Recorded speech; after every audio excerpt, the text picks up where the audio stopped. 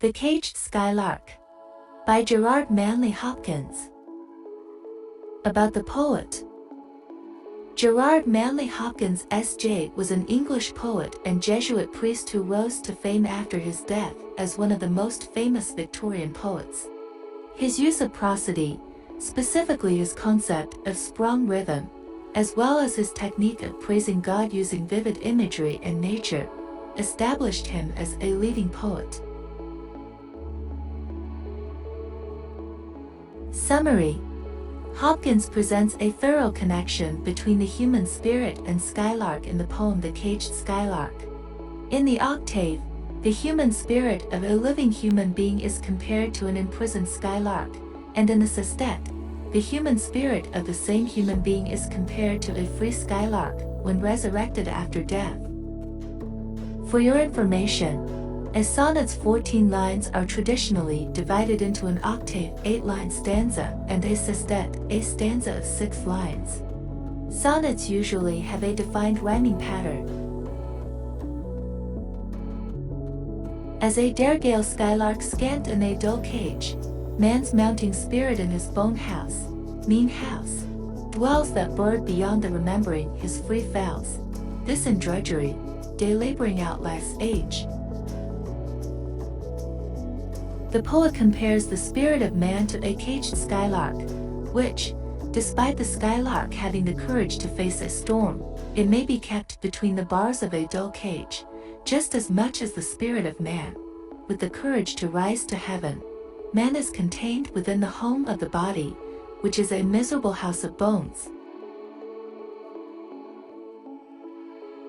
Though aloft on turf or perch or poor low stage, both sing sometimes the sweetest spells, yet both droop deadly sometimes in their cells or wring their barriers in bursts of fear or rage.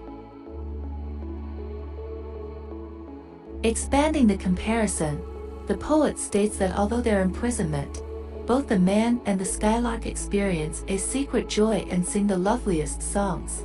Sometimes the skylark, perched high on the turf-covered cage floor or on its perch in the cage, and the man below on the pitiful, humble stage of this earth. However, there are times when both the man and the bird feel the weight of the world and hang down as if dead, or as they become desperate in their attempts to escape their cage, with conflicting bursts of despair and rage. Not that the sweet fowl, song fowl, needs no rest. Why, hear him babble, you drop down to his nest, but his own nest, wild nest, no prison. The poet next switches his attention to a free-flying skylark. Even with his freedom, this singing bird requires rest occasionally. After he has mumbled his song in the skies, this bird needs to return to his nest.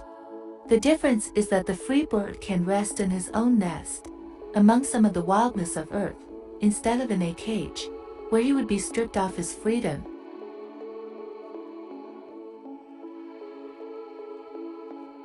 Man's spirit will be flesh-bound, when found at best, but uncumbered. Meadow down is not distressed for a rainbow footing it, nor he for his bones risen. In the final stanza of the poem, the spirit of humans will be trapped by flesh, as it is the destiny of man. However, man will feel no pain after death, just like the dandelions which are down and fluffy. The resurrected human body, or bones risen, is compared to a meadow, while the human spirit is compared to a rainbow. Themes. Resurrection. Man has an upward spiriting spirit that desperately wants to rise to heaven but is restricted by the prison of the body, just like a caged skylark finds it difficult to fly toward the sky. The free skylark sings happily and, when exhausted, steps down to his own nest. After the individual's death and resurrection, the human spirit will be glorified and granted immortality. Man, like the trapped skylark, responds to his limitations, seeks to be free of them, and is irritated by them. However, just after the resurrection, the person would no longer be burdened with flesh or body. Here are the poetic techniques found in the poem.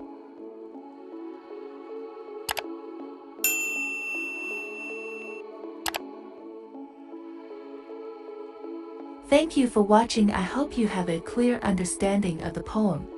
If you did, don't forget to like this video, subscribe to my channel and to comment down below.